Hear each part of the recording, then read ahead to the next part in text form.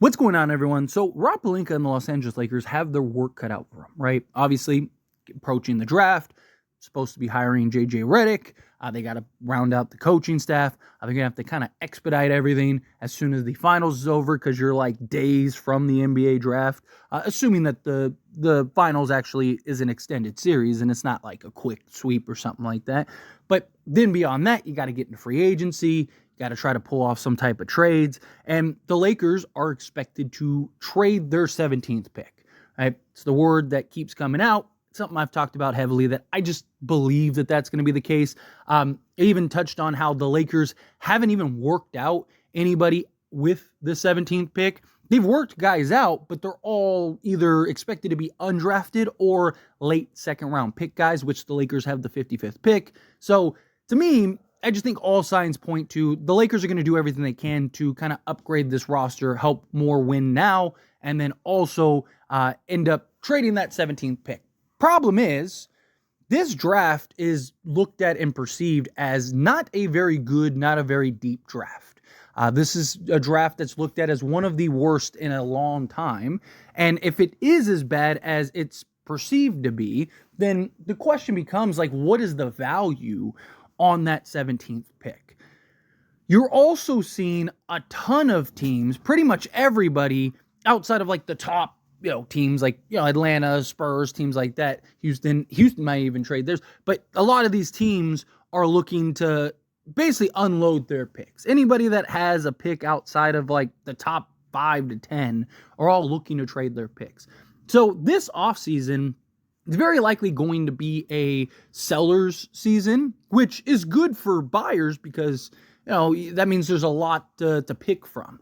But it also could diminish the value of the 17th pick. Now, to me, it's like, it's not so much the 17th pick by itself, right? It's a accumulation of like, hey, here's the 17th pick plus, the 2029 pick plus, Austin Reeves or Rui Hachimura or Gabe Vincent or whatever that you're trying to coerce the team to accepting and taking, right? It's not so much like, oh, we're just going to flip the 17th pick for, a star or something like that by itself. No, you're going to have to put together packages, trades. Now, could you maybe turn the 17th pick into like a mid-tier role guy, right? Like, could you maybe get like like a Dorian Finney-Smith or something? Sure. I think you could definitely do something like that because there is still value. I'm sure that there are still teams that maybe want to hit the reset button. Again, a lot of sellers. You could potentially see one of these teams go, we like this guy. Maybe we take a flyer on him and take that. My concern is that the 17th pick doesn't have the value that former 17th picks have had, right? Doesn't have the value that, a 17th pick, even in last year's draft, would have had, right? I mean, look at all the players that came out late in last year's draft that had success, from Jaime Jaquez to, look over at the Warriors with like Pod and like, so my thing is that the Lakers are really going to be tasked with trying to find the right trade. And then on top of that, you add in, the Laker tax and teams not super thrilled to try to help the Lakers win a championship. And it's going to be tough, right? But, the idea is to try to land a star, right? Obviously, Donovan Mitchell is the grand prize, in my opinion. One, we don't know if he'll even become available. Two, I think it's a very big long shot, right? If you can get Donovan Mitchell, I would trade basically whatever you want on the roster. Anybody not named LeBron James or Anthony Davis, go ahead, take it. Sure. Problem is that he would essentially have to say, I only want to go to the Lakers. If he did something like that, then I think the Lakers have a real chance. There is some word that Donovan Mitchell, if he does opt out and he does leave, that he only wants a big market, that it's basically the Lakers or the Knicks, that if the Knicks want him, that the Knicks will get him. But if not, then he may end up kind of nudging towards the Lakers. But we'll see, right? We've heard things like that before, and it didn't work out that way. Otherwise, Trae Young, I think he's the most realistic option. I think he is the most likely to be had by the Lakers. I think he's a guy that can absolutely be taken by the value that we have, because I just don't think that there's going to be a huge market for Trae. And I think that the people that are willing to trade for Trey. I just think that there's going to be they're not going to want to sell the farm for him. So I just think that the Lakers would be in good shape with that. I know people are like, "Well, he left Clutch." I don't think Clutch is the only factor or the main factor why the Lakers want him. I think the Lakers want him because he makes a lot of sense with Anthony Davis post LeBron James. It's just, can LeBron and Trey fit? Then you have guys like, a DeJounte Murray. Like, there's options out there. There are several like players, and then they could also go the depth route, which is something else that they've kind of hit on based on reports that, like, hey, the Lakers may be interested in going the depth route. If I'm being honest, though, and I think everyone kind of agree with this, is that if the Lakers can land a star, they'll go and trade for a star. Right? If the Lakers realistically can land a Donovan Mitchell or a Trey or somebody like that, I believe they'll do it. That's just the Lakers. It's what the Lakers do. I think the Lakers go the depth route if they're unable to land one of these guys. Right? Like, if they can't get Trey, or, the asking price is too high, or they can't get Donovan Mitchell because the asking price is too high, or he's not pushing his way to the Lakers or something, then yeah, I could see them going, okay, well, let's go the depth route. Let's go over here and try to go get, whatever, an Alex Caruso, Dorian Finney-Smith, sign a Valanciunas, right? Like, go that route and that option. But it's tough, man, because again, like, it's hard to gauge the value on this year's 17th pick.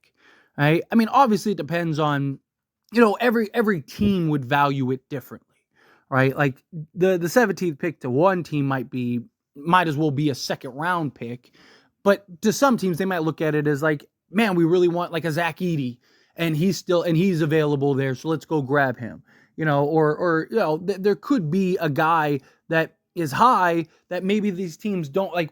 We only have the 10th pick, but we're not going to use the 10th pick to take this guy, but we really like this guy. So, maybe we can work something out with the Lakers, get the 17th pick, and then he should be available around that time, and then we can snag him. Right? So, I also wouldn't be shocked if the Lakers draft a guy and then trade him later. Like, I don't believe the Lakers are going to draft a guy and keep him. If that happens, I think it's because the Lakers there was no trades out there to be had. I think if the Lakers can find any type of trades to kind of upgrade and put you in a win now position, I think that pick is gone. Right? I could see them. So my point is, like, don't fall in love with any of the picks. Don't fall in love with anybody that you're like, oh, because I've seen a lot of people that are like, we have to get this guy, we have to get that guy.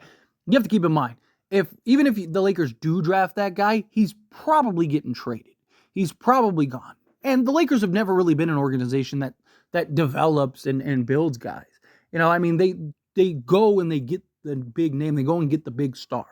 They draft a bunch of guys. They draft, key pieces that they can now package together to go and unload to land an Anthony Davis, right? Like, that's the Lakers' goal. That's what the Lakers do. But we'll see. It's going to be very interesting. It's going to be very interesting to see how this plays out, what's actually available. It being a seller's market, I do think that benefits the Lakers a little bit, but time will tell. Anyway, as always, this is a discussion. I pass the question on you. Let me know your thoughts and opinions down in the comments below. What do you think? How do you feel? What are your thoughts? Do you think that the Lakers, yes, trade the 17th pick? Do you think it has any real value, or do you think like, nah, it's teams aren't going to value it at all? Everyone's trading the pick because this draft is so bad. I mean, there's always that like diamond in the rough. There's always that guy that no one expects or sees coming, that comes out of left field, and all of a sudden he's great, and you're just like, wow, where did this guy come from, right?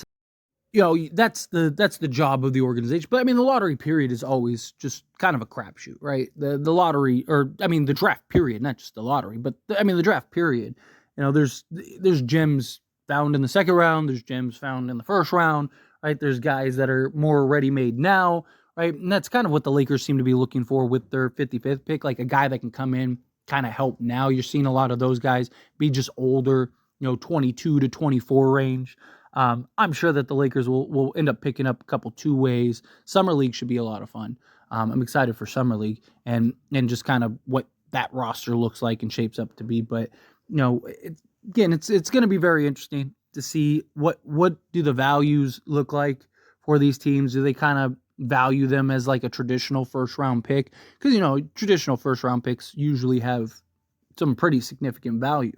But with this draft being perceived as such low quality compared to others, it begs the question of, like, do they look at the 17th pick like they would the, the 26th pick or the 27th pick, rather than a normal 17 pick where it's like, oh, you're getting a quality guy middle of the draft? Or they're looking at it as like, you're kind of taking a flyer like you would in the later rounds. So we'll see. But again, how do you feel? Whatever your thoughts are, love to hear it. Let me know down in the comments. That being said, if you haven't liked this video, hit that like button. Helps me a lot. So we enjoy these types of videos, and I truly appreciate it. Not subscribe channel, hit that subscribe button. Turn on the bell notifications. Appreciate y'all. See you in the next one. Thank you.